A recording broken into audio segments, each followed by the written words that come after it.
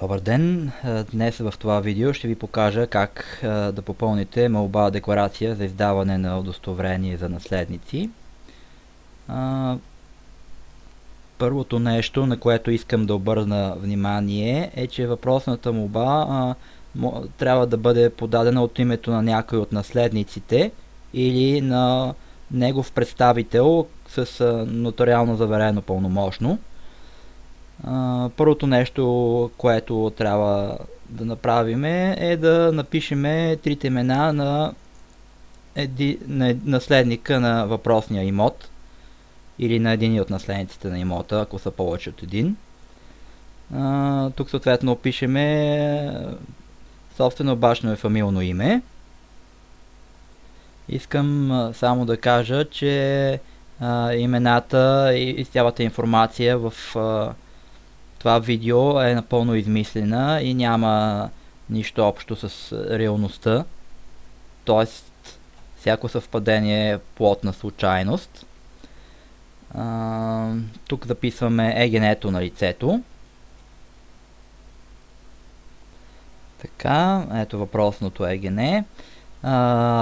Номерът на документите за самоличност. Тук си измислям някакъв.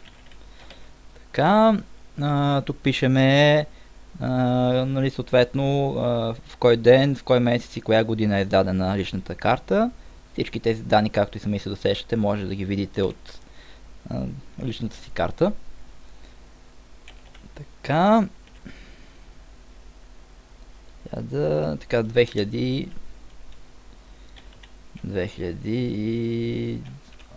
година, да кажем. От кое МВР тук записвате издадена личната карта, например МВР София. Така. Какво гражданство има лицето? Ако е българско, ако е някакво друго, пишете гражданството. В случая българско. Така. Постоянният адрес на лицето.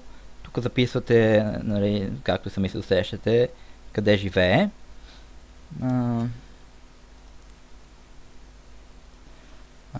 Тук, както си пише отдолу, пишеме първо в коя област живее лицето.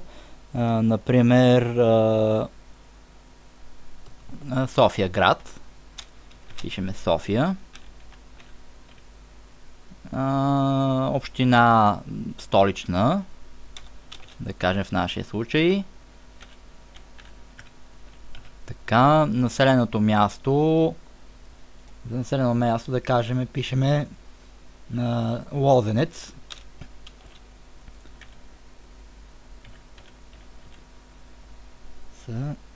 Така. Тук отдолу пишеме данните, да кажем, от личната карта на лицето. Ето измисленият от мен адрес.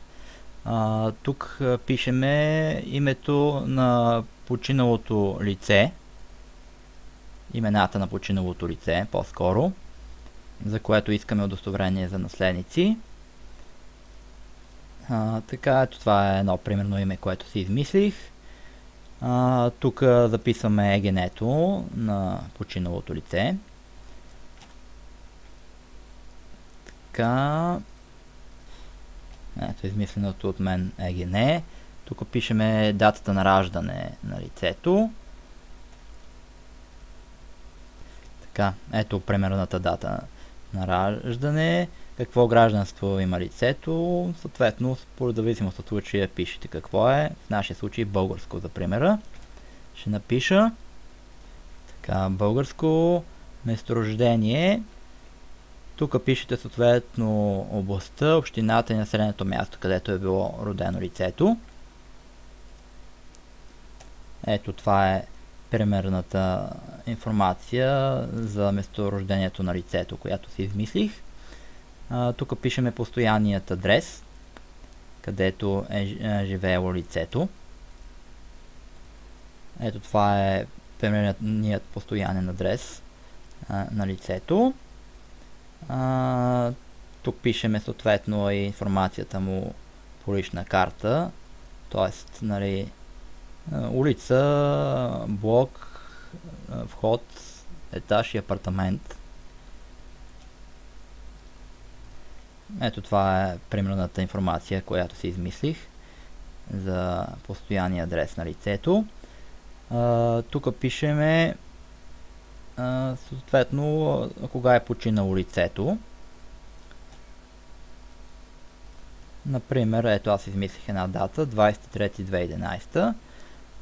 Тук пишеме акта за смърт, номерът на акта за смърт. Тук ще измисля просто някакъв. Така, 0299 от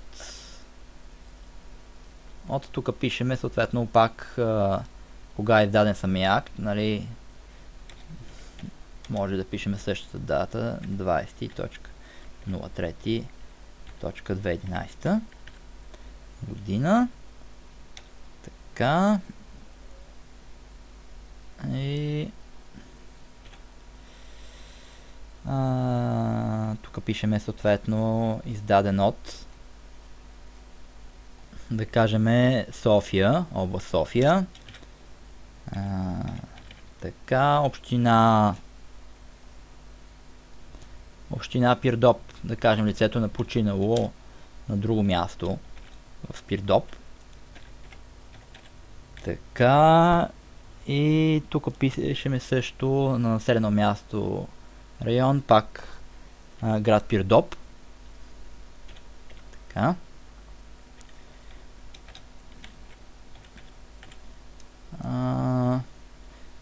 Тук в тези графи записваме имената на наследниците на починалото лице. Тук в това поле записваме трите имена на лицето. Тук записваме, както си пише, ЕГН-то на лицето. Наследник. Тази графа. Така, ето това е едно примерно ЕГН. Родство, какъв е бил този наследник на починалия. Тук пишем, да кажем, пишеме син. Опа. Син, дъщеря или съпруг. Според зависимост от случая. Тук, ако лицето е починало, пишеме, нали, съответно кога е починало лицето. Тоест, тук записваме датата, когато е починало, ако е починало. Тук записваме постоянният адрес на лицето. Да кажем град София. Населеното място, да кажем, е район Триадица или Лозенец. Така. Ако има други наследници, се изброяват в тези графи всичките наследници. Съответно, тук поставяте, както и сами може да се досетите, датата в деня, когато подавате въпросният документ, молба декларация, да кажем 20.08.2011 година. Така, тук пишете кой е градът, съответно ако е София, ако е друг град, записвате името му. Тук се подписвате. И това е всичко. Искам само да ви предупредя, че когато подавате въпросната молба декларация, трябва да носите със себе си смъртен акт, оригинал и едно ксерокс копие, ако ви поискат, но със сигурност трябва да носите оригинал, който да покажете на служителят, иначе ще ви върнат. Трябва съответно, ако вие сте наследника, който подава въпросната молба декларация, да си носите и личната карта. Ако съответно става чрез пълномощник, пълномощника трябва да си носи лична карта. Към настоящият момент въпросната молба декларация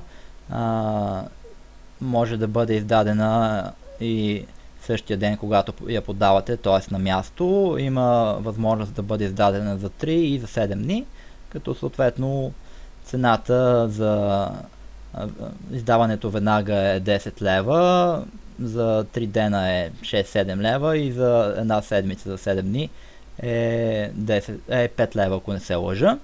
Но това са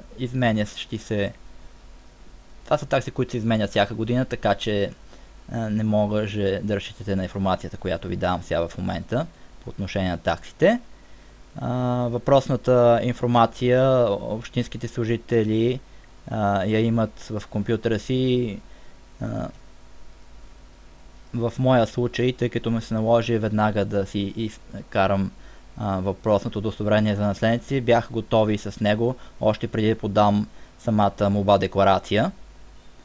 Т.е. всичките данни, които вие ги записвате тук в този документ, те си ги имат в своята база данни и дори ако не сте сигурни за някаква информация, предполагам, може да питате служителят. И така, надявам се въпросното видео да ви е било полезно. Всякакви критики, предложения и коментари са добре дошли. И това е всичко. Благодаря за вниманието. Чао!